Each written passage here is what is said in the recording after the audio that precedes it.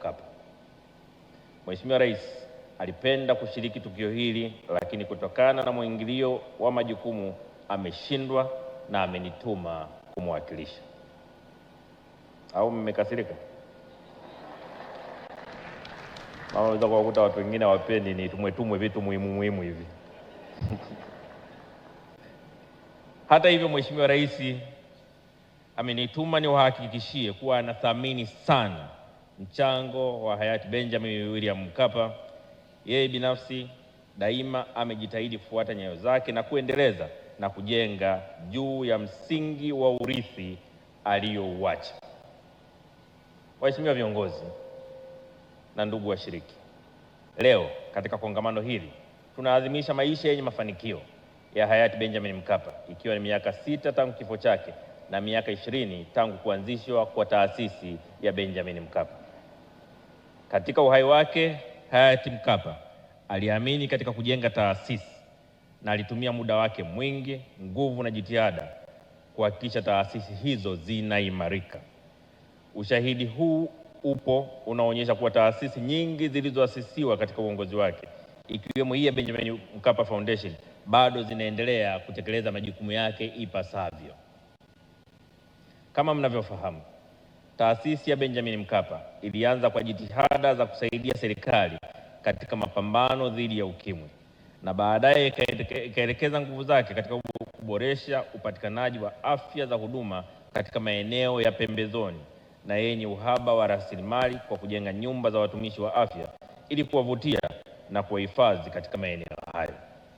Vile vile taasisi imejikita katika ajenda ya rasilimali watu katika sekta ya afya, ambayo ilikuwa muhimu sana katika kukabiliana na changamoto za afya. Leo hii tunaiona taasisi ikiwa mstari wa mbele katika kuendeleza uimara wa mifumo ya afya na kuandaa kizazi kijacho cha wataalamu wa afya. Kwa njia hiyo, taasisi imeonyesha udhabiti katika kutafuta suluhisho la changamoto mbalimbali na hata kujitofautisha na taasisi nyingine na kujifungamanisha na washirika wa kweli na wawezeshaji wa jitihada hizo. Waheshimiwa viongozi na ndugu washiriki, sisi sote tuliomfahamu hayati Benjamin Mkapa kama kiongozi jasiri, mwenye maono na asiyekwepa changamoto, bali aliyekabiliana nazo moja kwa moja. Na kutokana na hilo, nimevutiwa na kauli mbiu ya maadhimisho ya mwaka huu isemayo, kutoka urithi hadi mustakabali, uongozi, mifumo ya afya na mtaji wa watu unaoongozwa na vijana wa Afrika. Kwani inatuelekeza kuangalia mbele na kuendelea kuelekea mustakabali ulio bora zaidi badala ya kutazama hapa tulipo. Pia inatukumbusha kutambua kuwa afya njema ni muhimu kwa maendeleo, na umuhimu wake unaongezeka zaidi kwa kuangalia mchango wake katika kujenga rasilimali watu. Ili rasilimali watu iweze kuchangia kikamilifu maendeleo ya kiuchumi na kijamii, lazima iwe na afya njema na iweze kuishi kwa muda mrefu. Hii inajumuisha kuhakikisha watoto wanapata lishe bora, chanjo muhimu na kinga dhidi ya magonjwa. Vijana wanapata elimu sahihi ya afya ya uzazi ya kujikinga na magonjwa ya kuambukiza.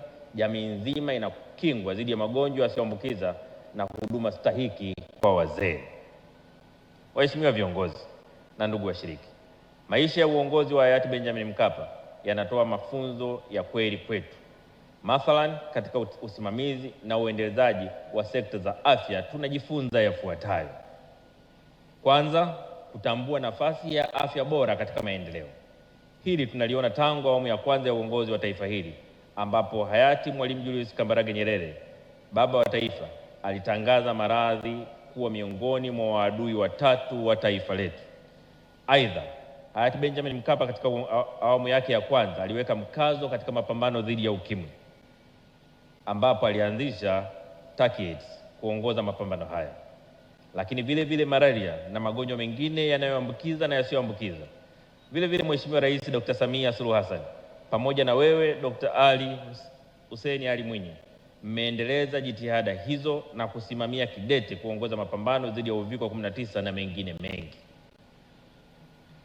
Pili, tunajifunza kuwa sekta ya afya inahitaji viongozi walioandaliwa vizuri na kuwezeshwa kikamilifu. Uongozi wa afya ni taaluma yenye maarifa na ujuzi wa kipekee unaojengwa kupitia mafunzo, uzoefu na malezi ya kitaaluma, yaani mentorship.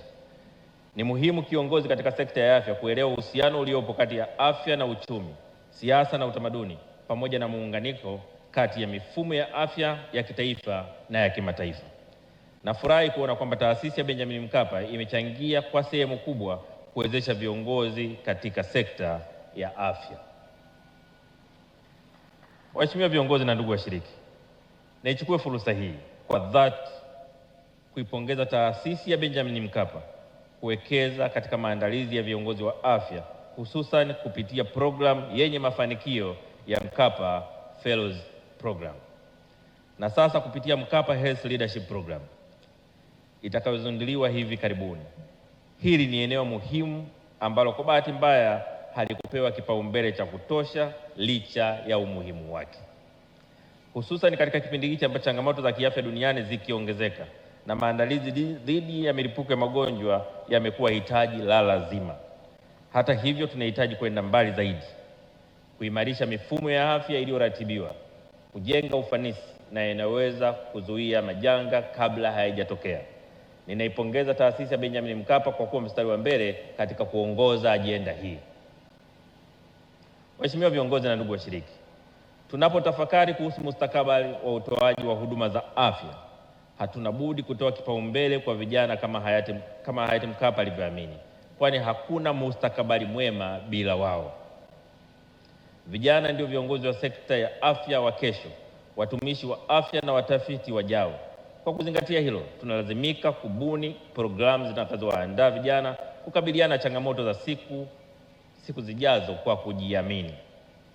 Kwa kutambua hilo, serikali ya awamu ya 6 chini ya Mheshimiwa Dr. Samia Suluhu Hassan imeendelea kuwekeza kwa kiwango kikubwa katika kukuza elimu ya sayansi, hususan katika taasisi za elimu ya juu kupitia programu mbalimbali kama vile Samia Scholarship Awards. Nimefurahishwa pia na ushirikiano kati ya taasisi ya Benjamin Mkapa na Wizara ya Afya katika jukwaa la vijana kujadili ajenda ya rasilimali watu katika sekta ya afya. Suala hili ni la kimkakati, liwe endelevu na lishirikishe vijana wengi kadri iwezekanavyo. Ninawahimiza vijana kutumia kikamilifu fursa zitokanazo na maendeleo ya teknolojia kama akili unde, artificial intelligence, tiba kwa njia ya mitandao, uchambuzi wa takwimu na teknolojia mpya zitakazoendelea kubadilisha tasnia ya afya. Vile vile nitumie nafasi hii kuwaonea wivu sana taasisi ya Benjamin Mkapa kwa kuwa na setla msaifu mzuri kama Rais wa Zanzibar.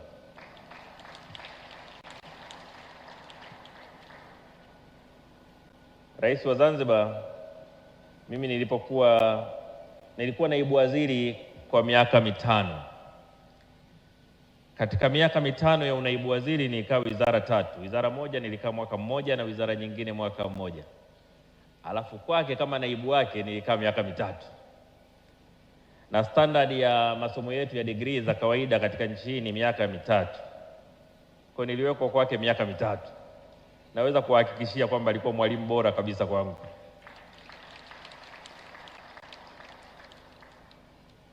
Kwa hiyo tunaposema yeye alisema role model wake ni Rais Mkapa, nilikuwa sijajua ule ubora wake ulikuwa unatokana na nini alipokuwa anifundisha. Kumbe naye alikuwa anamwangalia Mkapa. Kwa hiyo nimejua leo. Mheshimiwa Rais wa Zanzibar, nakushukuru kwa malezi yako.